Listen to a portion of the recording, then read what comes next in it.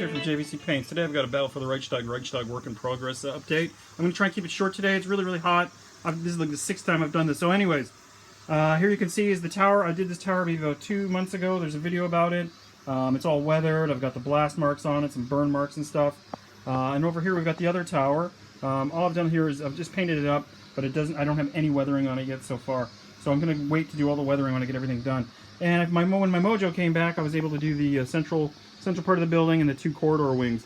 From perspective-wise, here we've got, this is a 156, Adolf Hitler from Black Tree Designs, and then we've got a 172nd guy, Soviet machine gunner guy, for some perspective. So you can see as I move back here, you know, for wargaming, it's for 28 mil for 156. Sorry for the cockeyed camera. It's pretty good. I'm just going to go through some of the problems I had putting it together, things that you should worry about, or you know, if you buy this thing, if you're going to build it up, some problems, some things that I had that were a little bit, drove me a little bit crazy. These pillars here, these ones weren't so bad.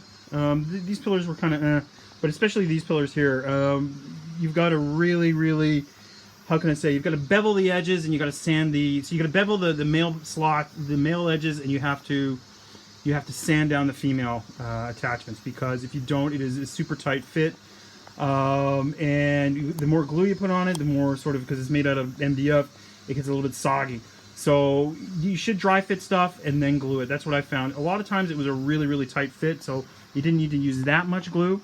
But like, for example, the top part here, you can see I've had to bevel these edges here, and I had to sand down the female slots here just to get it to go in okay. Once it's primed and once it's painted, I mean, nobody's really going to notice it, you know what I mean?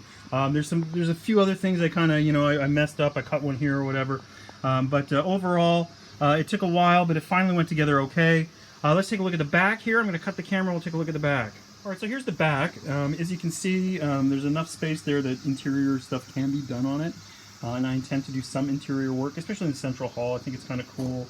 We've got these corridors, you know, we could set something up here, or you know, you could put a machine gun nest or something like here. So maybe it's just some jerry cans, maybe like a makeshift medical center or something like that, a triage center. Something just to give it a little bit more, I don't know, how can I say, sort of pizzazz, I guess. I'm going to put in some sand and things like that, and some rubble before I prime it. This is the tower. It's got, I've kind of left the backs open, so there's plenty of room to get your hands in there to move figures around and stuff like that, which is really good, as you can see. So overall, it went together okay. It took a lot more time to put it together than I thought it would. I'm not really an MDF master by any means, so if I can put it together, I think anybody can. So what I'm going to do now is I'm going to flip it back, and I'm going to talk about priming. Well, you can also see, I didn't mention this before, but it's got male and female slots on here, so the whole thing can go together. For purposes of probably storage and wargaming and things like that, as things are already a tight fit, I'm imagining I'm going to probably sand it off and have the base that I set it up on as a separate piece, and that it'll slot in perfectly, or maybe, you know, give it a little bit of a, like 5 millimeters on either side sort of room, so maybe like a centimeter give total, half an inch give total, so you can set it up and then it'll look fine. For priming, I've been using this to prime everything, this Mr. Finisher, whatever, this stuff. Sorry, tongue-tied. But I've been buying it on Amazon.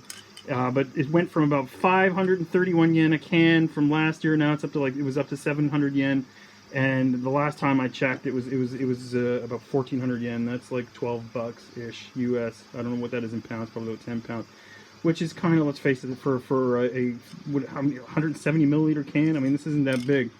So what I did is I bought just the actual airbrush version here. So I'm going to thin this out, and I'm probably going to use this to prime all of this stuff.